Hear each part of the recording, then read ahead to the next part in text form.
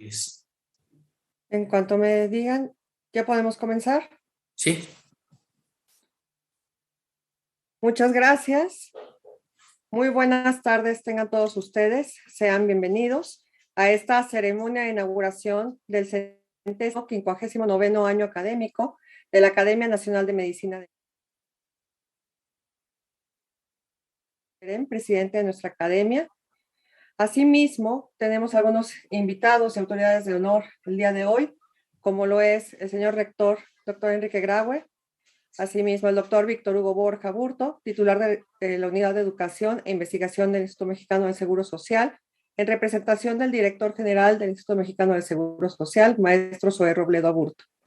También nos acompaña el doctor José Ignacio Santos Preciado, secretario del Consejo de Salubridad General, el doctor Felipe Cruz Vega, presidente de la Academia Mexicana de Cirugía, y el doctor Kersenovich, expresidente también de nuestra academia. Muy bienvenidos sean todos ustedes, así como los presidentes del departamento que también nos acompañan, como el doctor Ovidio García Villarreal.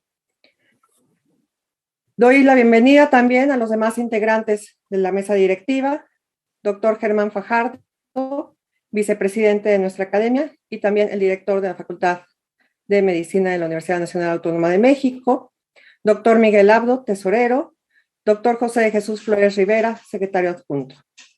A todos que nos acompañan esta tarde, bienvenidos a los académicos, y enseguida doy la palabra al doctor José Jalabe, presidente de nuestra academia, quien nos hará un mensaje de bienvenida. bueno, pues muchas gracias. En realidad no estamos a la mitad del ciclo de esta mesa directiva. Ya en noviembre hicimos un recuento de lo hecho tanto en la tesorería por el doctor Miguel Abdo como en la secretaría, como con Mayela Rodríguez y con la presidencia, con un servidor, de todo lo que habíamos realizado durante el 2021. Hoy, en el 2022, pues ya tenemos todo un programa que vamos a continuar. Ya está el programa en la página de la academia, que ustedes pueden visitarlo y preparar las sesiones con antelación para hacer comentarios y preguntas a todos los asistentes. En este año, en el 2021 y lo que va del 2020, tuvimos el desafortuno de que fallecieron 23 académicos. Entonces, voy a nombrar a estos 23 académicos rápidamente. No les hemos hecho un in memoriam por las situaciones en que habíamos estado o continuamos en pandemia, pero voy a pasar una fotografía de los 23, los voy a mencionar y vamos virtualmente a guardar un minuto de silencio después de haberlos mencionado. Si me dan la lámina, por favor. El doctor José González Llaven, Ricardo Quibrera Infante, José Luis Arredondo García, Rodolfo Rodríguez Carranza, Francisco Hernández Orozco, Juan Rodríguez Argüelles, Luis Jasso Gutiérrez, Francisco Antonio Laviada, Luciano Domínguez Soto, Raúl Cicero Sabido, Fabio Rico Méndez, Benjamín Moncada González, Eduardo Salazar Dávila, Ricardo Tapia Ibargüengoitia, Héctor Aguirre Gas, Iván Labardine Méndez, Miguel Stoppen, Obdulia Rodríguez Rodríguez, Ricardo Rangel Guerra, Javier Pisuto Chávez, Leopoldo Gómez Reguera y en este año Ruy Pérez Tamayo y el querido expresidente el día de hoy, Carlos Campillo Serrano. Para todos ellos les voy a rogar que guardemos un minuto de silencio.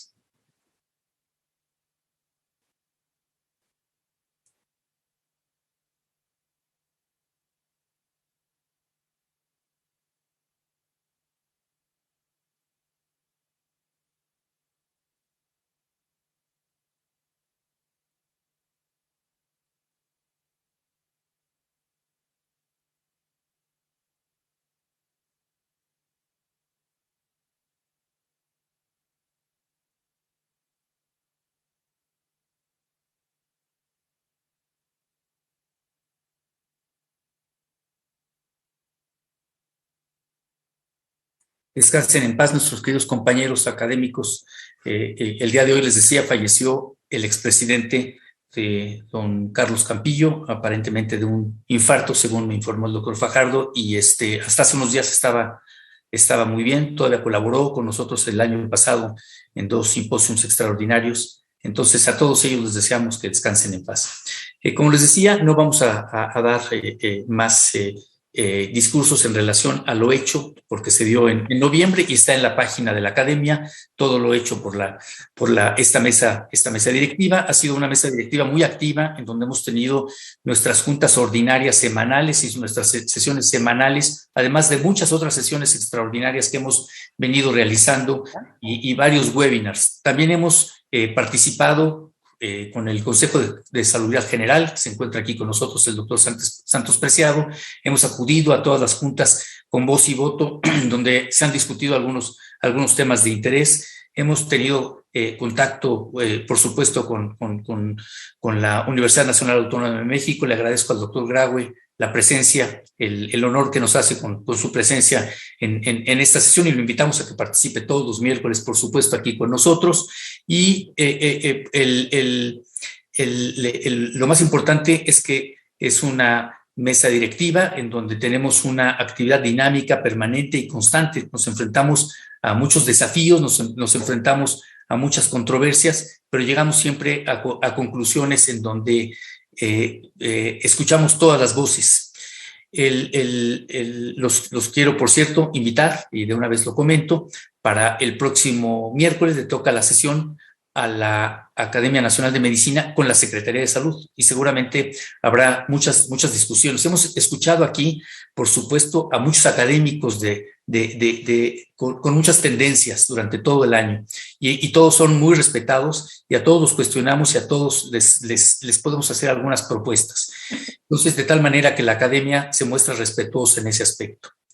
En esta ocasión, la conferencia magistral Ignacio Chávez, tuvimos la gran satisfacción de que el expresidente y un gran académico, un gran internista, un gran gastroenterólogo y, por supuesto, un excelente hepatólogo, el doctor Enrique Wolpert Barraza, haya aceptado para dar esta conferencia sobre una problemática que él, junto con David Kersenovich, vienen manejando durante los últimos años en forma muy intensa y muy profunda.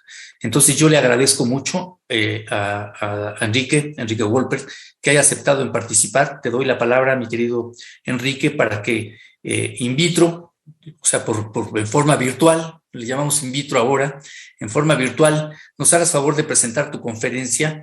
Generalmente no tenemos réplicas después de estas conferencias magistrales, pero dado que se encuentran altas personalidades en esta ocasión, podríamos tener una o dos o tres palabras después de la conferencia de nuestro amigo y de nuestro querido expresidente Enrique Wolpert Barraza. Adelante, Enrique. Gracias, señor presidente.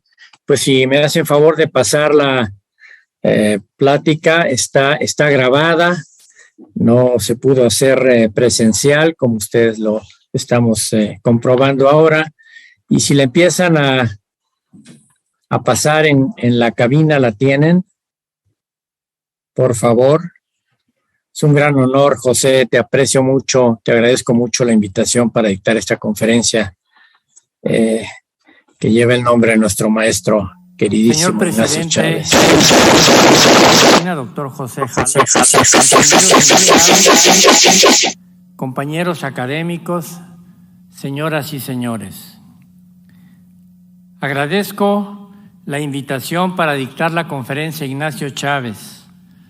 Es para mí un gran honor. Esta conferencia, dedicada a la memoria de un gran médico mexicano, promotor de la carrera de médico de hospital, promotor de la ciencia, rector de la Universidad Nacional Autónoma de México e impulsor de una especialidad a la que dio dimensión universal en el instituto que hoy lleva su nombre. Así inicia el año académico de nuestra corporación y voy a comentar con ustedes cuál es el papel que tiene México en el plan de la Organización Mundial de la Salud para lograr la eliminación de las hepatitis virales para el año 2030. Las enfermedades del hígado son un problema de salud pública. Representan la 7ª causa de mortalidad general, siendo las hepatitis por virus la 2ª causa de muerte de los padecimientos infecciosos por arriba de VIH, malaria y tuberculosis. En 2017, la Organización Mundial de la Salud publicó el informe global sobre hepatitis, en el cual señala que la hepatitis por virus es un problema de salud público que requiere de respuesta urgente y trazó una estrategia para lograr para el año 2030 una reducción del 90% de nuevas infecciones y una disminución del 65% en la mortalidad por hepatitis virales, y esto fue comparado con la base global de datos de 2015. Es decir, se evitarían de 1.4 millones de muertes en el 2015 a menos de 500,000 para el 2030. Y en las nuevas infecciones, de 8 millones y más que hubo en 2015, a menos de 1 millón para el año 2030.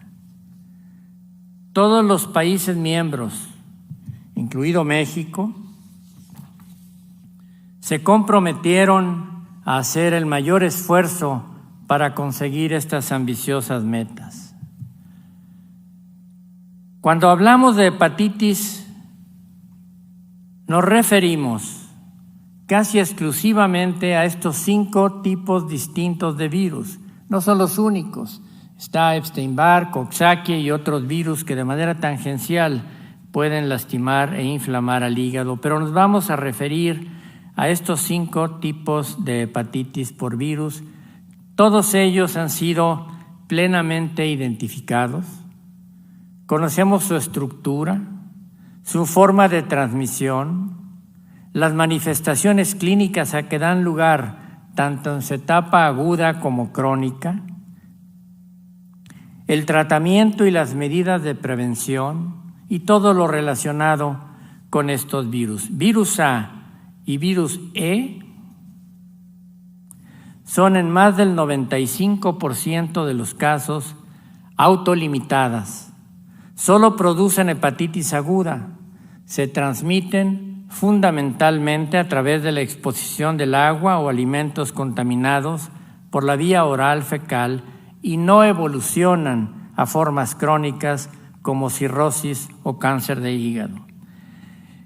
Excepcionalmente, algunos casos de hepatitis A se manifiestan como hepatitis fulminante y requieren de hospitalización y en algunos casos de trasplante de hígado. En nuestro país, la mayoría de los mexicanos tenemos anticuerpos inmunoglobulina G contra el virus A.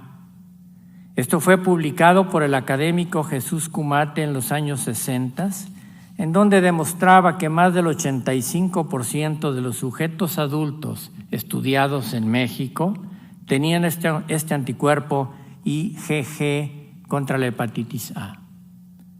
La hepatitis E tiene un patrón semejante a la hepatitis A y cobra importancia en el caso de mujeres embarazadas y en pacientes inmunocomprometidos o trasplantados, en quienes se han informado casos graves y también formas crónicas.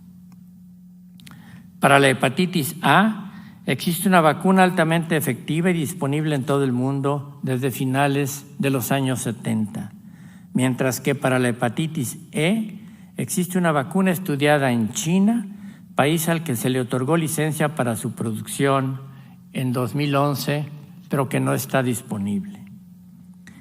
Las infecciones por hepatitis A y E por contaminación por la vía oral fecal y su prevalencia han disminuido notablemente como consecuencia del progreso, acceso al agua potable y eliminación de las excretas con mejores sistemas de drenaje. Sin embargo, si nos descuidamos, la hepatitis A y también las causadas por virus B y virus C pueden tener un repunte tal y como se informó en un artículo publicado en el año 2021 por el Departamento de Salud y Servicios Humanos de los Estados Unidos, donde señalan que cuando habían ya logrado entre 1996 y 2011 una disminución del 95% de los casos de hepatitis A, tuvieron entre 2014 y 2018 brotes epidémicos en 33 estados en los Estados Unidos, con un aumento del 850% tan solo en el 2018.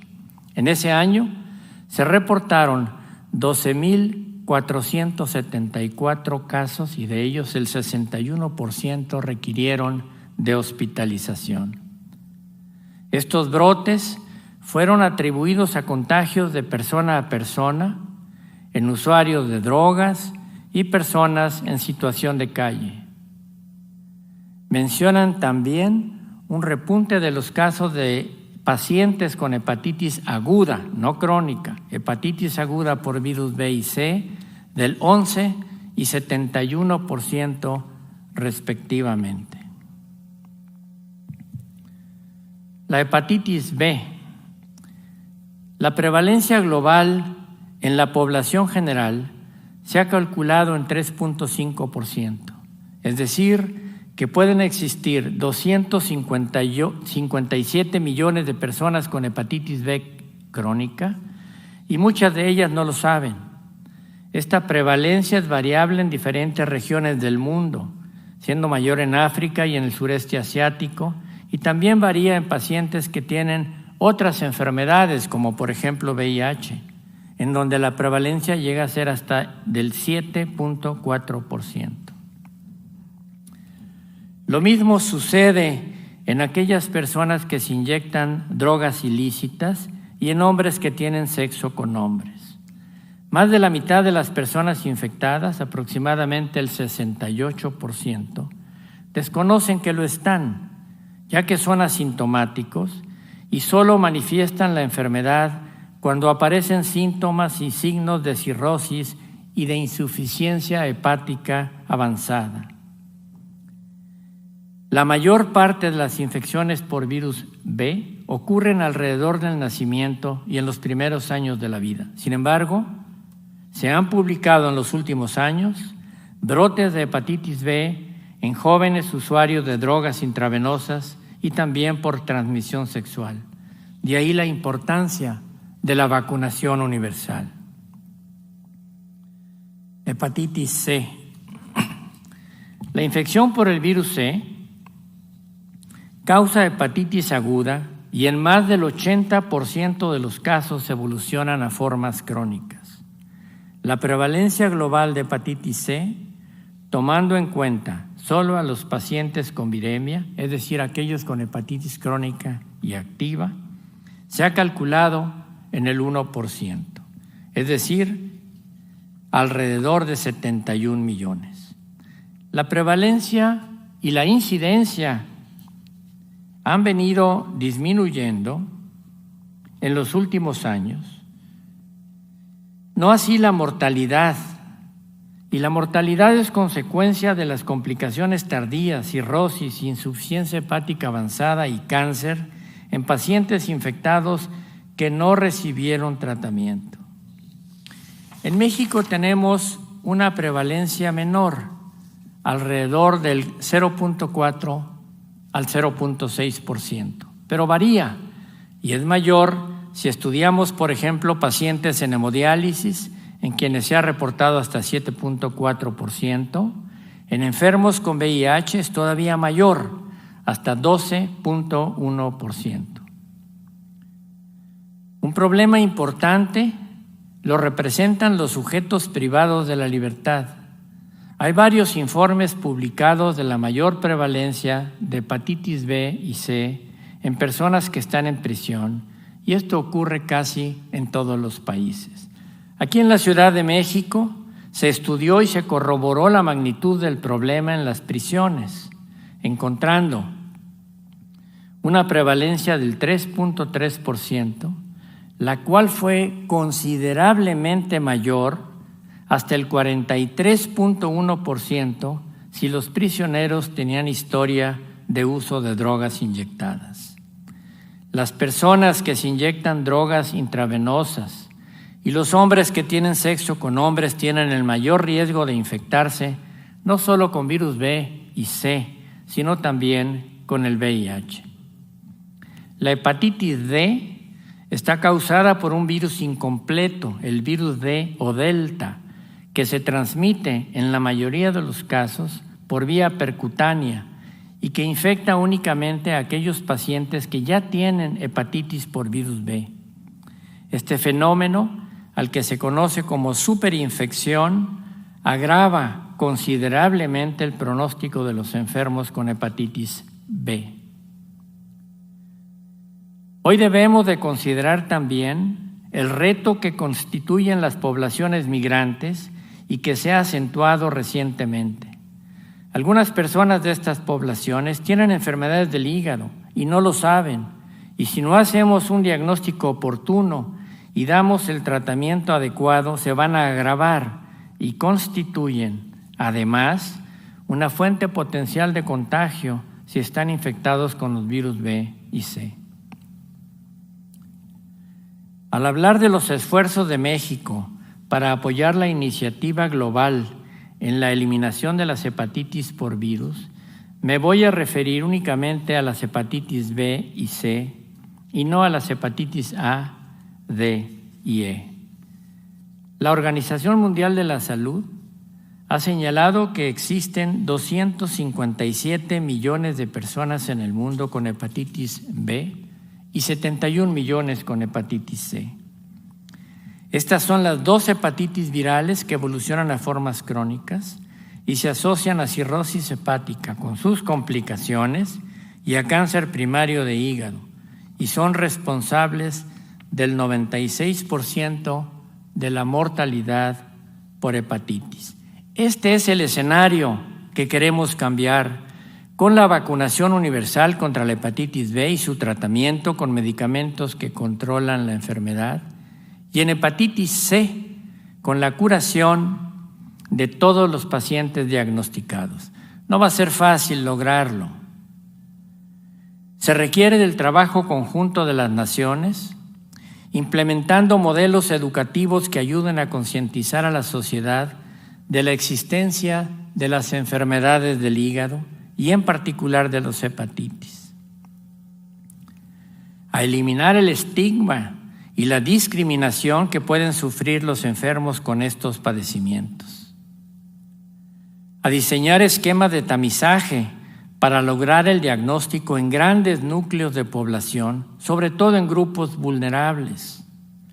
A educar sobre las consecuencias del uso de drogas ilícitas y también de las sustancias que, siendo lícitas como el alcohol y los psicofármacos, cuando se consumen en forma exagerada, son causa importante de enfermedad hepática.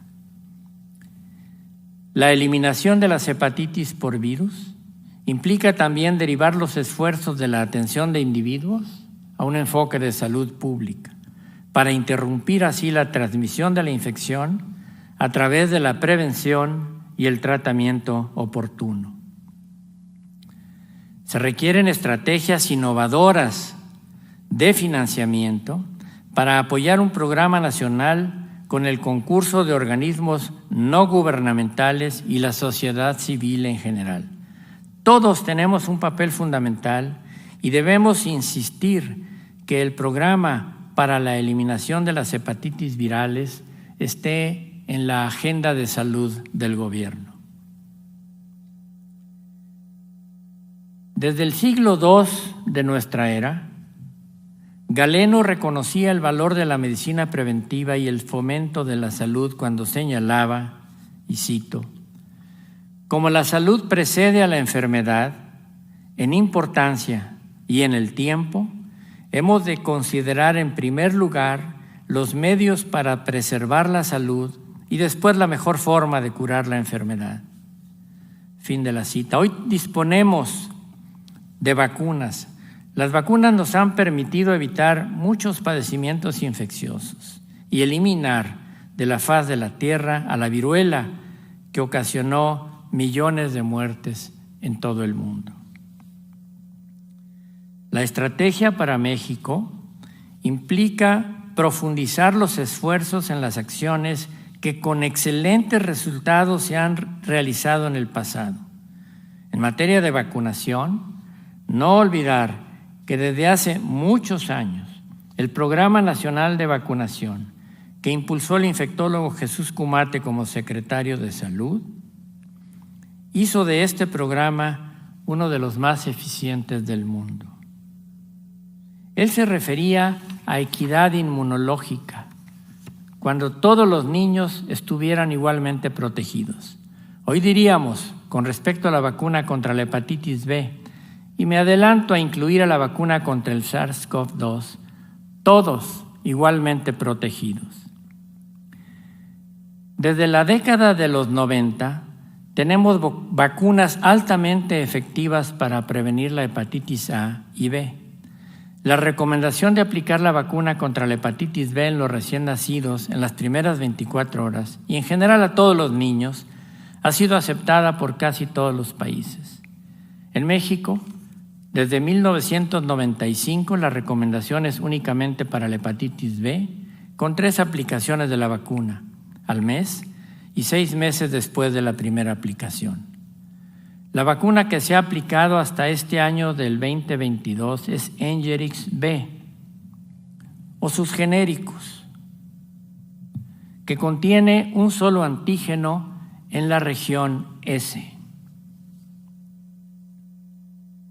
En esta diapositiva de la partícula viral vemos que la vacuna producida contra este antígeno en la región S ha sido muy efectiva.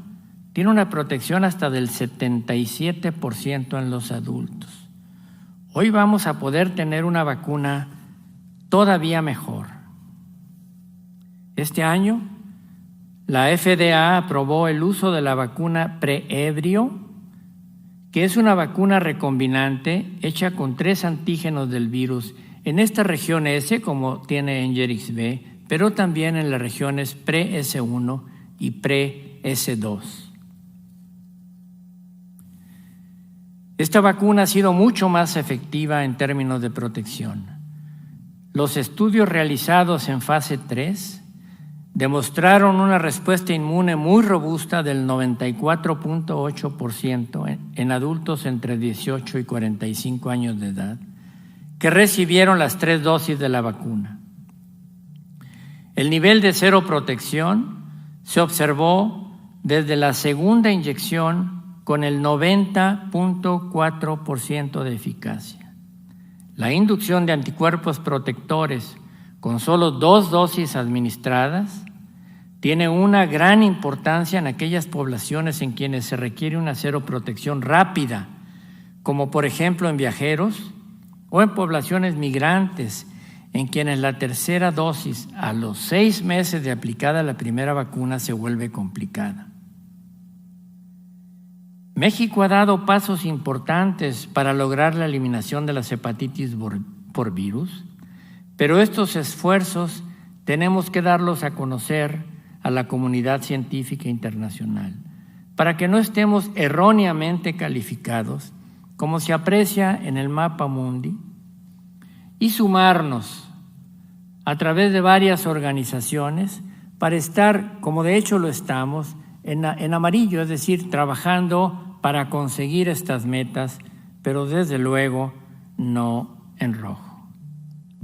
Si nos sumamos a la Asociación Latinoamericana para el Estudio del Hígado, de quien somos parte, a este reloj mundial, con la cuenta regresiva, está apoyada por las más importantes asociaciones internacionales para el estudio de las enfermedades del hígado: la Asociación Europea, la Coalición Global, la Asociación Americana, la Latinoamericana, y recientemente se ha incorporado también la Asia-Pacífico.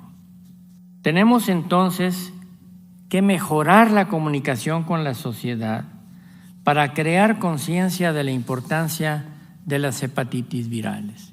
Eliminar, como mencioné, los estigmas que sufren los pacientes con hepatopatía, que sabemos dan lugar a discriminación y a un cuidado inadecuado.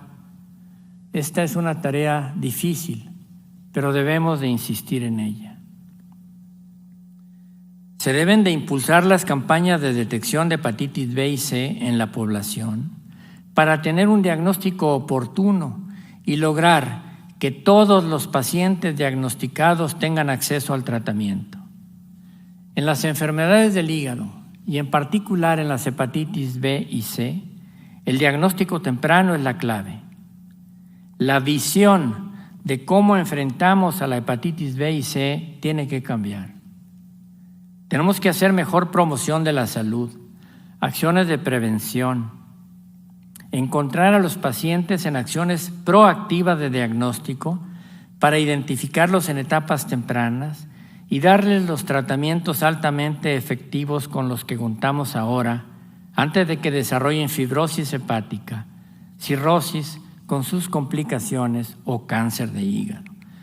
Esto es mucho más costo efectivo que si nos dedicamos a tratar las complicaciones de la cirrosis o el cáncer de hígado. Podemos esperar mejores resultados si incluimos definitivamente a la atención primaria en el diagnóstico y manejo de las hepatitis por virus. Los médicos generales entrenados son capaces de hacer el diagnóstico temprano y dar en el centro de salud, en su consulta, hacer el diagnóstico, dar el tratamiento y llevar a cabo la evaluación y la vigilancia sin tener que solicitar la intervención del gastroenterólogo o el hepatólogo, a menos que el enfermo ya tenga cirrosis o cáncer. Los epidemiólogos han señalado que en vista de que las hepatitis virales interactúan con otras enfermedades infecciosas que constituyen una amenaza para la salud pública como VIH e infecciones de transmisión sexual, lo que llaman sindemia, aconsejan un enfoque que proporcione múltiples servicios integrados y coordinados para grupos de población vulnerable que están expuestos a estos padecimientos, evitando así la duplicidad de esfuerzos y optimizando los resultados. En el año 2017, cuando se publicaron los objetivos de la Organización Mundial de la Salud, varias organizaciones en México nos dimos a la tarea de formar una coalición para trabajar en el cumplimiento de los objetivos que he mencionado. Así, con el concurso de la Fundación Mexicana para la Salud Hepática, con instituciones de salud públicas y privadas, organismos no gubernamentales, con la academia, con la participación de asociaciones de especialistas, con hepatólogos y expertos en salud pública y con asociaciones de pacientes y sus familiares. Nos reunimos en numerosas ocasiones para implementar la mejor estrategia que consideramos sería la mejor. Publicamos varios artículos de difusión y de detección de hepatitis C en la población.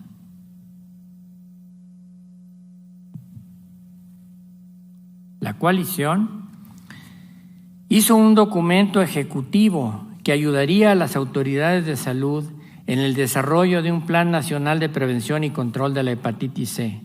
Y desde el 2019, la Secretaría de Salud aprobó el Programa Nacional para la Eliminación de la Hepatitis C, un esfuerzo de coordinación con la participación de varias instituciones de salud y que sería coordinado por el Centro Nacional para la Prevención y Control del VIH, CENSIDA, quien incorporaría la experiencia que se tiene en el país en el diagnóstico y tratamiento de los pacientes con VIH, basado en un enfoque de atención primaria a la salud. La Asociación Mexicana de Hepatología inició una campaña de diagnóstico y tratamiento de hepatitis C. Esto en personas que se inyectan drogas y que acuden a los centros de tratamiento de sustitución de opioides en Hermosillo, Sonora. La Secretaría de Salud lleva a cabo el estudio y tratamiento de pacientes con hepatitis C en el Hospital General de México Eduardo Liceaga y en el Instituto Nacional de Ciencias Médicas y Nutrición Salvador Subirán. El Instituto Mexicano del Seguro Social había realizado hasta el 2019 90,000 pruebas de tamizaje y había tratado con los antivirales directos de última generación a más de 3,000 pacientes. En el Estado de México, la Secretaría de Salud inició el estudio de 28,000 personas privadas de la libertad y dio tratamiento y seguimiento a todos los infectados con el virus C. En Baja California, la Organización de Pacientes Unidos por una Vida Mejor ha hecho más de 6,000 pruebas de tamizaje y ha logrado que 400 pacientes diagnosticados con hepatitis C reciban el tratamiento oportuno. Los resultados de estos esfuerzos de microeliminación en México, una estrategia que se ha seguido en muchos países para eliminar el virus de la hepatitis C, fueron publicados recientemente. De pronto, en el inicio del año 2020, todo se detuvo. La pandemia por SARS-CoV-2 y el padecimiento que causa COVID-19 hizo que en muchos países, incluido el nuestro, los planes para la eliminación de las hepatitis por virus se interrumpieran parcial o totalmente. El plan de eliminación de las hepatitis virales se lleva a cabo en medio de una pandemia sin precedentes. Desde los primeros meses del 2020, el COVID-19 se extendió rápidamente a todos los países, infectando y causando la muerte de millones de pacientes. El informe de hace una semana señalaba la muerte de 5,619,931 enfermos. No sabemos aún hasta dónde el SARS-CoV-2 va a afectar la evolución de los enfermos con padecimientos hepáticos, pero sin duda, aquellos con hepatitis crónica por virus B y C, con cirrosis, insuficiencia hepática avanzada o con cáncer de hígado, están en mayor riesgo de tener complicaciones más graves y una mayor mortalidad por COVID-19. En México y en casi todos los países, la pandemia ha descubierto las deficiencias de los sistemas de salud, la heterogeneidad en la calidad de los servicios, la deficiente preparación del personal de salud para enfrentar estas emergencias y la inequidad al proporcionar servicios de salud. La pandemia ha impactado negativamente en el Programa Nacional de Detección de las Hepatitis Virales, en el diagnóstico y el tratamiento oportuno de los pacientes y en la aplicación de la vacuna contra hepatitis C en todas las edades y dificulta el cumplimiento de la meta de lograr su eliminación para el año 2030. Recientemente se publicó un artículo en Journal of Hepatology en el cual 14 investigadores señalaron el impacto de COVID-19 en los esfuerzos de eliminación de la hepatitis C para el año 2030. Estudiaron, mediante modelos matemáticos previamente validados en el estudio de 110 países, cuál sería el impacto de la interrupción de los programas nacionales de escrutinio, diagnóstico y tratamiento de los enfermos con hepatitis C durante un año completo, el año 2020, y lo compararon con la no interrupción del programa. El objetivo era conocer el aumento en los casos de muerte por enfermedad hepática y de hepatocarcinoma relacionadas con hepatitis C, comparando la interrupción de los programas durante un año versus la continuidad de los mismos. Los resultados mostraron un exceso global de hepatocarcinoma de 43.800 y 72.300 muertes adicionales relacionadas a hepatitis C. ¿Cuál va a ser el impacto si el programa se ha interrumpido no solo un año, sino 2 años? No lo sabemos. Se requieren estudios a largo plazo para atender mejor cuál va a ser el impacto de COVID-19 en la incidencia de hepatitis B y C y las consecuencias como el aumento de hepatocarcinoma y muertes relacionadas a las infecciones por estos virus. La Academia Nacional de Medicina ha tomado un papel relevante en la difusión del conocimiento de todo lo referente a esta pandemia por SARS-CoV-2. En junio del año pasado, publicó en Gaceta un número completo, un compendio con artículos sobre COVID-19, y en números subsecuentes se siguen publicando artículos originales sobre esta enfermedad. En este momento, la Academia, en colaboración con el Instituto Mexicano del Seguro Social, está en el proceso de editar un libro sobre las complicaciones que en diferentes aparatos y sistemas causa el COVID-19 en pacientes que se recuperaron de la enfermedad. Esto merece un amplio reconocimiento. Señor presidente de la Academia Nacional de Medicina, quiero mencionar algo en lo que la Academia se debe de pronunciar y que a mi juicio es una asignatura pendiente: el mal manejo de la pandemia en México y el número desproporcionado de médicos, enfermeras y en general de trabajadores de la salud que han muerto en la atención de los enfermos con COVID. Hay varios estudios y muchas notas periodísticas que así lo destacan.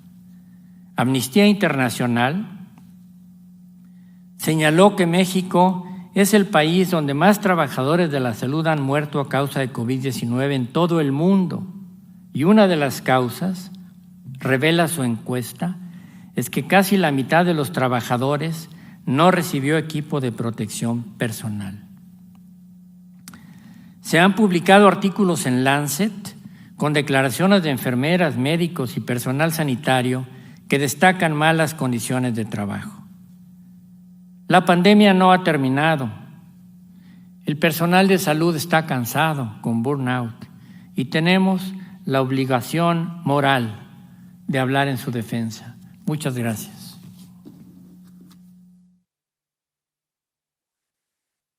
Muchas gracias, doctor Goldberg. Creo que nos dio una visión muy importante de todo lo que, toda esta evolución, y que seguramente en los próximos años ya no veremos o no deberíamos de ver ningún caso de hepatitis, cuando menos A y B, que son con las que contamos vacunas, y con las precauciones universales tampoco deberíamos de ver teóricamente de la C. En efecto, en este tipo de conferencias no damos preguntas, pero yo quisiera pedirle con la venia de todos ustedes a que pudiéramos hacer algunos comentarios en relación a lo que el expresidente Enrique Goldberg expresó en su excelente plática. Y yo si se me permite, quisiera hacer una comparación entre alguna enfermedad reumatológica que se ha asociado, probablemente no necesariamente causa-efecto, de la poliarteritis nodosa clásica, en donde después de la vacunación de hepatitis B, en todas las revisiones se ha visto una disminución muy importante de la poliarteritis nodosa en gente vacunada para la hepatitis B, porque sabemos que las manifestaciones extrahepáticas de la hepatitis B son indistinguibles a las de la poliarteritis nodosa clásica. Y la poliarteritis, y hoy en día, de hecho, el tratamiento es prácticamente el mismo. Entonces, al final le daremos la palabra al doctor Goldberg, y en relación a lo que él comenta de las reflexiones de la academia, en efecto, La academia se ha pronunciado y él mismo lo sabe ante las autoridades, ¿verdad? La Universidad Nacional Autónoma de México, cuando empezaba la pandemia, hizo una campaña junto con la Facultad de Medicina, con la Fundación y con la Rectoría, de tratar de proveer equipo de protección por muchos millones de pesos que fueron donados por los diputados a la Fundación UNAM, y se trató de ayudar con un granito de arena o con muchos granos de arena, por fueron muchos millones, con equipo de protección. En efecto, nosotros protestamos en su momento que no había, y lo hicimos en forma tanto presencial en la Secretaría de Salud como con algunos documentos en donde el personal de salud era muy importante que se vacunara contra el coronavirus, efectivamente, y seguiremos comentando estas situaciones. La próxima semana están cordialmente invitados. Tendremos aquí al secretario de Salud y podemos cuestionar todas estas cosas, porque la academia es un ámbito en donde nuestros integrantes pueden expresar todas sus ideas. Yo comparto totalmente con la situación que comenta ahorita Enrique Wolpert en relación a esta postura que la academia tiene que protestar en este aspecto, porque no podemos seguir permitiendo que desde el punto de vista académico a nivel mundial se manejen las situaciones diferentes en nuestro propio país. Gracias, Enrique, por esta magnífica presentación. Y bueno, si están de acuerdo, unos cuantos minutos para que podamos también preguntarle y cuestionarle también. Pues son las situaciones de la academia. Yo estoy a sus órdenes y a las órdenes de mis colegas académicos. Adelante, no sé si alguien quisiera, no sé si Germán Fajardo quisieras comentar cómo la Facultad de Medicina trabajó en este aspecto de proveer insumos para la salud para los médicos residentes. Gracias, doctor Jalave, señor presidente. Primero felicitar al doctor Wolpert por su excelente presentación, por sus reflexiones del día de hoy, de cómo y dónde nos encontramos en el manejo de la hepatitis C en nuestro país. Y quisiera yo preguntarle a Enrique, ¿qué deberíamos hacer? Nosotros nos encontramos en una etapa en la Facultad de Medicina de revisión del plan de estudios. A tu juicio, Enrique, ¿qué deberíamos hacer pensando en padecimientos como padecimientos como la hepatitis C, para poder, más allá, digamos, de lo clásico, de llevar la asignatura de gastroenterología, de llevar la clase de hepatitis, que en ocasiones es una, o pueden ser 2 o 3, dependiendo del tipo de hepatitis, por supuesto. ¿Qué más deberíamos estar haciendo al interior de las facultades, de las escuelas de medicina, en ese sentido que nos pudiera recomendar? Gracias, señor director.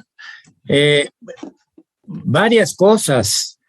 Sin duda, insistir con los estudiantes de medicina que las enfermedades ahí están, que existen, que no las hemos eliminado.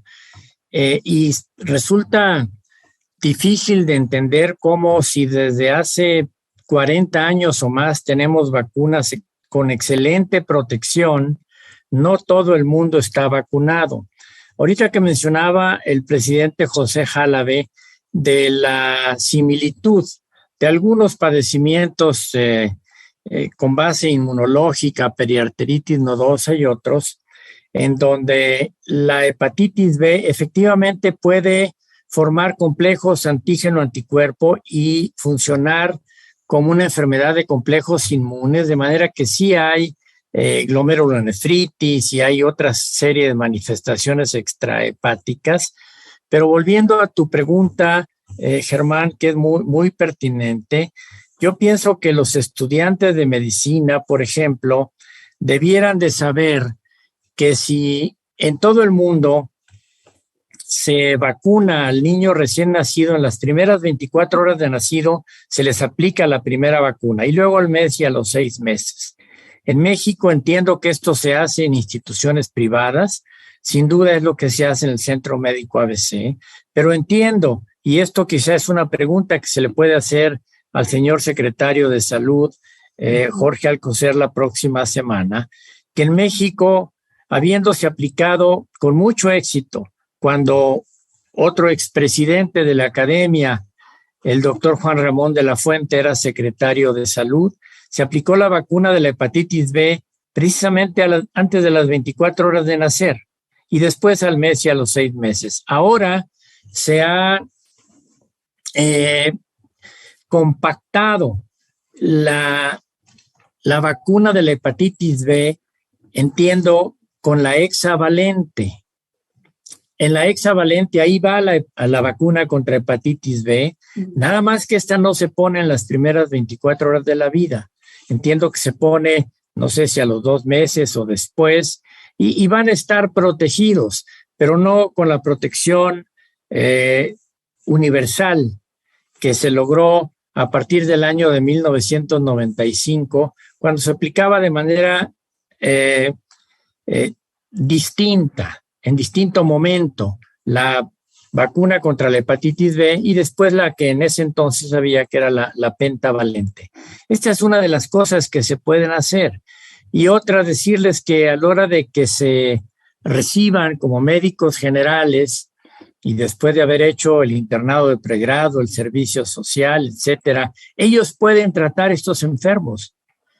Ellos pueden hacer el diagnóstico e iniciar el tratamiento. Sobre todo, insistir en que paciente diagnosticado, paciente tratado. Tenemos que impulsar esta idea de que el enfermo, en lugar de traerlo dando vueltas y vueltas en consultas y en los estudios y venga después para recibir el tratamiento, hacer lo que están haciendo ya en otros países.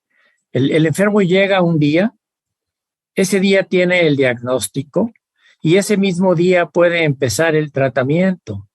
Incluso la carga viral que hacemos para demostrar que el tratamiento ha sido efectivo y cómo de las decenas de miles o centenas o millones de partículas virales de ARN en hepatitis C, lo llevamos a una carga indetectable, o sea, desaparece.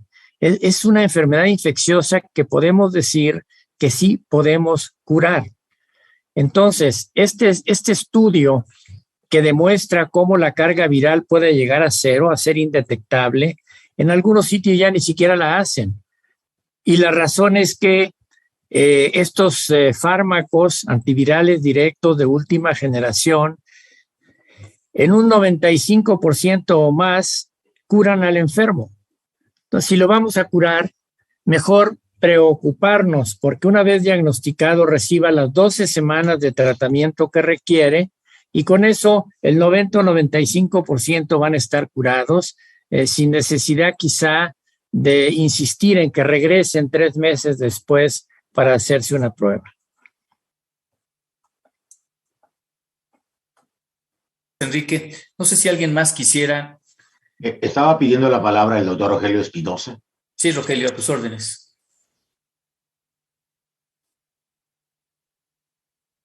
Su micrófono, doctor Espinosa.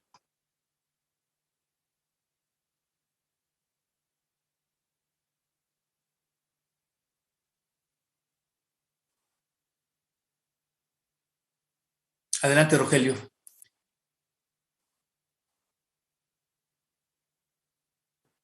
Creo que no tenemos buena comunicación con Rogelio. No sé si alguien más quisiera. Sí, Miguel, y después le preguntaría al doctor. Juan Miguel Lado quiere hablar. Sí, Miguel. Muchas gracias, presidente. Bueno, primero, por supuesto, felicitar al maestro Wolper por esta extraordinaria conferencia y por poner en primer plano esto que ha sido durante muchos años uno de los objetivos que a través de la gastropatología hemos perseguido y que el maestro Kresanovich y el maestro Wolper pues han sido los grandes promotores. Yo creo que ha quedado claro y aquí podemos involucrar, preguntamos qué podemos hacer. Creo que todos, no solamente en las escuelas, sino todos podemos incluirnos en este nuevo mecanismo de microeliminación en subpoblaciones determinadas, porque hemos notado que es mucho más fácil trabajar con subpoblaciones determinadas que hacer grandes campañas a escala nacional que no están dando los resultados adecuados.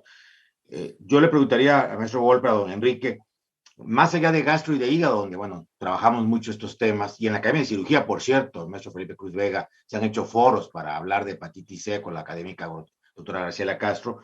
En otros hospitales, en otras especialidades, tendríamos que incidir también en gineco, medicina interna, ¿Qué ha pasado con la microeliminación? ¿Qué resultado nos ha dado a 3 casi años que llevamos trabajando con ella, por favor? Gracias, Juan Miguel. En donde se ha impulsado la microeliminación, los resultados son espléndidos, pero son pequeños núcleos de población. Tenemos que pensar en el país. Por eso insisto en campañas de detección, pero que vayan de la mano con el acceso al tratamiento. Debe ser muy frustrante para un paciente y para la familia de ese paciente decir, pues sí tienes hepatitis C y puede ser una enfermedad mortal, pero el tratamiento no te lo vamos a dar hasta dentro de tanto tiempo.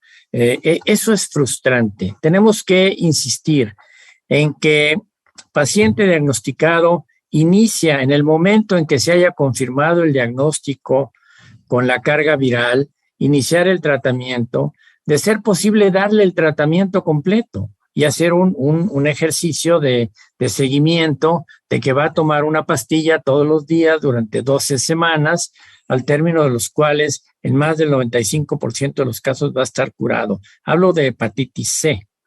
En hepatitis B yo lo que insistiría a nivel de escuelas de medicina, a nivel de autoridades de salud, es que la vacuna sea, como lo ha insistido la Organización Mundial de la Salud, de aplicación universal, no solo a los niños. Siendo una enfermedad de transmisión sexual, los jóvenes están expuestos, sobre todo aquellos que no recibieron el tratamiento en los esquemas de vacunación antes de 1995. Y son muy jóvenes, son los que están en plena actividad sexual, quienes debieran estar vacunados, como lo estamos todos los trabajadores de la salud en México. Raquel Gerson, ¿querías comentar algo? Sí, gracias. Sin duda quiero felicitar a Enrique. Realmente entusiasmante y a la vez emprendedor. Y te felicito de todo lo que han hecho. Y los puntos que tocaste de la pandemia son claves y por eso me voy a permitir utilizar el paralelo de la hepatitis y te preguntaría, los virus se eliminan de las células, pero dejan sus marcas, van de células a células y hacen los cambios genéticos. El COVID, hay un COVID largo después del COVID agudo sobre el que estamos trabajando. Todavía no sabemos y en países en vías de desarrollo, cáncer y virus son importantes y los primeros tumores son los causados por virus en países como el nuestro.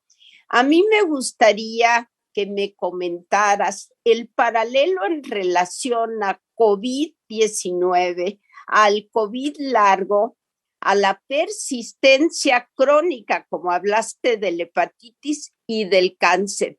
¿Qué podríamos pensar COVID y cáncer? Y por otro lado, decir, este retraso de la pandemia que mencionaste en diagnóstico, tratamiento, vacunación, tamizaje, nos ha sucedido a todas las especialidades en este problema. Te felicito, Enrique. Muchas gracias. Gracias, Raquel, por tus comentarios. Sin duda, el dirigir los esfuerzos y los recursos al manejo de COVID-19 ha hecho que dejemos a un lado pues todos los otros padecimientos crónicos que requieren de intervención. Yo he visto el esfuerzo que has hecho tú y tu grupo, Raquel, en que los enfermos con cáncer sigan recibiendo su tratamiento a lo largo del tiempo sin interrupción. Pero esto no ocurre de manera homogénea en todo el país. Similitud entre COVID y COVID largo, sobre todo, y cáncer. Bueno, mencioné que el doctor Jalabe y junto con autoridades del IMSS, del Instituto Mexicano del Seguro Social, diseñaron ya y están en el proceso de edición de un libro que revise estas manifestaciones de COVID largo o síntomas, síndromes post-COVID, precisamente yo veo en pantalla a David Kersenovich. Él está estamos escribiendo las manifestaciones del hígado en enfermos que se recuperan de COVID. Y no solo es en hígado, en las alteraciones cardiovasculares, enfermedades renales, desde luego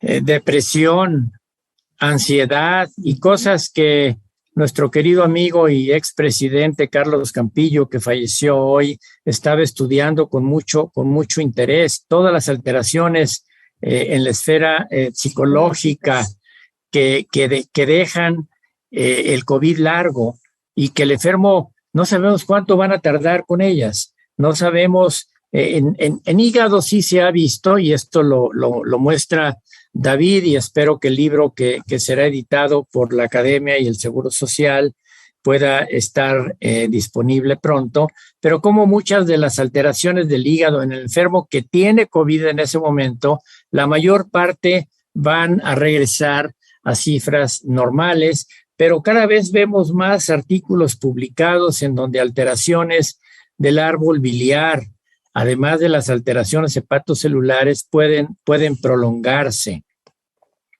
Yo pienso que vamos a seguir aprendiendo y aprendiendo con la rapidez como lo hemos hecho en estos 2 años de las alteraciones que da COVID y las complicaciones a largo plazo en enfermos que ya se curaron de COVID, pero que siguen con una serie de alteraciones que desde luego no tenían previo a COVID. Gracias, Enrique. El libro es una coedición, efectivamente, como comentaba el doctor Enrique Wolpert, del Instituto Mexicano del Seguro Social, la Academia Nacional de Medicina, y también participa directamente la Facultad de Medicina de la Universidad Nacional Autónoma de México. Somos los 3 coeditores, pero pronto, esperemos que a finales de marzo, a más tardar, lo tengan tanto en línea como en forma presencial todos ustedes los que están aquí, por supuesto, todos los académicos. No sé si alguien más quisiera comentar, un último comentario. Doctor Enrique Graue, rector de la universidad, ¿ha levantado su mano o así es su pantalla? No. Creo que así es la pantalla del doctor Graue. Sí. No sé si alguien más quisiera hacer algún comentario. Doctor Borja. Enrique Borja. Está bien que recordemos a Enrique Borja, pero yo soy... Gracias, Víctor Hugo Borja, perdón. Hoy ya van 2 veces que te menciono como Enrique, perdón. Hoy hay fútbol. Gusto de saludarte, Víctor. Muchas gracias. Yo desde el IMSS quiero agradecer las recomendaciones y gestiones del doctor Wolpert y del doctor Kersenovich. Gracias a eso, en el IMSS estamos implementando el tratamiento para hepatitis C y tenemos todavía muchos retos. Debemos mejorar el tratamiento en la atención primaria y ese tratamiento inmediato, como lo mencionaba el doctor Wolpert. Y por otro lado, ya como académico, me gustaría decir que la infección o la tasa de mortalidad que hemos observado en trabajadores de la salud en México, sí hay que revisarla con cuidado. Los números oficiales no reflejan del todo lo que está pasando en las tasas de infección y muerte en los trabajadores de la salud. Nosotros recientemente publicamos algo con trabajadores IMSS. La tasa de infección fue hasta del 20% en trabajadores que atienden COVID. O sea, el 20% de los trabajadores que atienden en áreas COVID se infectaron, pero la tasa de letalidad fue menor al 0.2%. Porque además pues son gente joven, son gente, precisamente por eso siguen atendiendo. Esto lo tenemos que revisar porque la población general no se realizaron las pruebas como sí lo hicimos con los trabajadores de la salud. Entonces tenemos que revisar estos números. Yo los invito a que discutamos posteriormente ya como académicos estas cifras. Sí, los trabajadores que atendían directamente COVID en el IMSS tuvieron, decíamos, ese 20% de infección, mientras que la población en el área administrativa se infectó el 13% hasta diciembre del del año anterior. Me refiero al 2020. Todavía no estaba incorporada la tercera ola, menos esta cuarta ola, que seguramente llegará como al 50% de la población infectada. Si hubiéramos hecho pruebas a todos aquellos que tuvieron sintomatología en esos. Creo que hay que seguir discutiendo, hemos aprendido mucho y tenemos mucho más por aprender, tanto el manejo de la pandemia como del conocimiento del virus, precisamente. Muchas gracias. Creo que, gracias, Víctor Hugo, y perdón por la confusión del nombre, creo que sí es importante que tengamos en mente el trabajar conjuntamente, ¿no? Aquí está Felipe Cruz Vega, también de la Academia de Medicina, la universidad, el propio instituto donde tú laboras, y creo que podemos hacer las instituciones privadas, por supuesto, y creo que sí podemos hacer en forma conjunta muchas otras de las propuestas que esta tarde han salido. Creo que la conferencia magistral del expresidente y amigo Enrique Wolpert ha sido magnífica. Creo que nos deja un conocimiento muy importante. Creo que modifica muchos de los conceptos que podíamos tener previo a haber escuchado esta plática, y creo que tenemos un compromiso como médicos para con la sociedad en general, de poder modificar la historia natural de muchas de las enfermedades que, si no se atienden oportunamente, como él decía, lleva a formas crónicas muchas veces irreversibles, como la cirrosis hepática, el hepatocarcinoma y por supuesto con una morbimortalidad muy, muy importante. No sé si antes de darle la conclusión al doctor, que nos dé una conclusión el doctor Wolpert, y después hacer una declaratoria de inaugurar estos trabajos de este año. No sé si alguien más quisiera hacer un último comentario. Rogelio Espinosa, no sé si ya tengas micrófono finalmente. No, creo que no lo escuchamos a Rogelio Espinosa, pero luego nos mandas por escrito y yo se lo mando directamente al doctor Wolpert, a quien le pido que dé alguna conclusión de todo lo escuchado, y nuevamente agradecerle su participación. Muchas gracias, señor presidente. De nuevo, agradecer yo este honor de dictar la conferencia Ignacio Chávez. Aprecio los comentarios de mis colegas y desde luego que cuando uno escucha hablar al doctor Borja en relación a lo que ha hecho el Instituto Mexicano del Seguro Social, pues me da mucho gusto. El Instituto Mexicano del Seguro Social tiene, yo pienso que en el manejo de esta pandemia, una oportunidad histórica con todos los jóvenes que han formado en la especialidad de medicina familiar. Realmente ellos son médicos generales, pero muy bien formados, quienes pueden colaborar intensamente en esta y en otras pandemias que seguramente van a venir, y que estemos mejor preparados para atenderlas y no de bote pronto empezar a querer atender pacientes tan graves como lo fueron aquellos pacientes que murieron y siguen muriendo por enfermedad, por COVID. No mencioné, porque no era el tema de la conferencia, la comorbilidad de sobrepeso, de diabetes, del hígado graso como enfermedad metabólica no alcohólica, que agrava considerablemente el pronóstico de los enfermos que tienen COVID-19, y que, independientemente de otros padecimientos, la sola enfermedad del hígado, el hígado graso, cuando llega a esteatopatitis, a cirrosis y a cáncer, representa una de las causas, bueno, va a ser sin duda la primera indicación para trasplante de hígado y quizá la primera causa de cirrosis hepática. Si a esto le agregamos que la epidemia de obesidad en México, pues ocupamos uno de los primeros lugares, y de manera que quizá esto ha incidido en la alta mortalidad de enfermos COVID.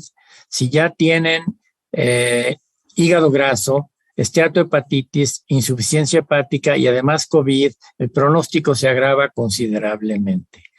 Muchas gracias, señor presidente, por este gran honor de dictar esta conferencia y me sumo a los buenos deseos de que descansen en paz nuestros colegas que han fallecido, que son muchísimos en el curso de los últimos 2 años.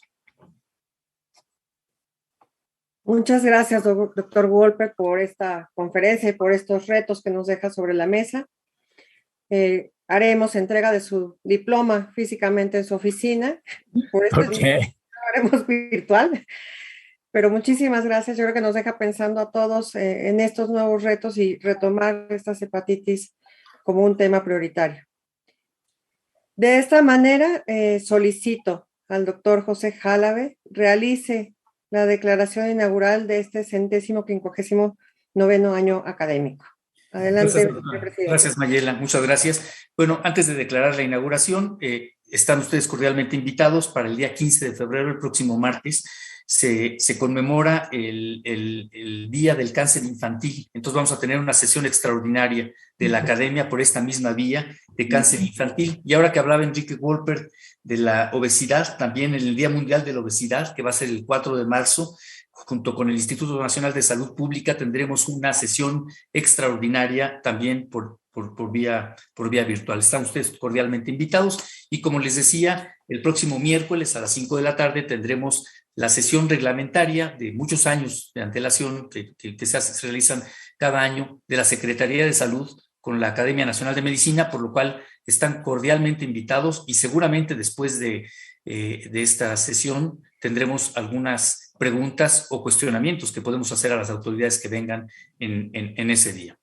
Y pues no me resta más que agradecerles y declaro inaugurados el año académico, que es la mitad del ciclo de esta mesa directiva, en donde hemos trabajado muy estrechamente y muy arduamente, y quiero compartir con Germán Fajardo, con Mayela Rodríguez, con Miguel Abdo y con Pepe Flores. Quiero agradecer el trabajo arduo que venimos realizando día a día. Y sin más, por el momento declaro inaugurados este curso. Ya tenemos, como les decía, todas las sesiones y ojalá que tengamos un buen aprovechamiento desde el punto de vista académico y que podamos en un momento determinado también poder incidir en las políticas de salud pública como es parte de la función de la Academia Nacional de Medicina como órgano oficial del gobierno federal. Que tengan ustedes muy buenas tardes y nos vemos aquí el próximo martes y también el próximo miércoles. Muchas gracias. Gracias. Hasta luego. Buenas tardes. Gracias. Gracias. Buenas tardes. Hasta luego. Hasta luego. Gracias. Hasta luego.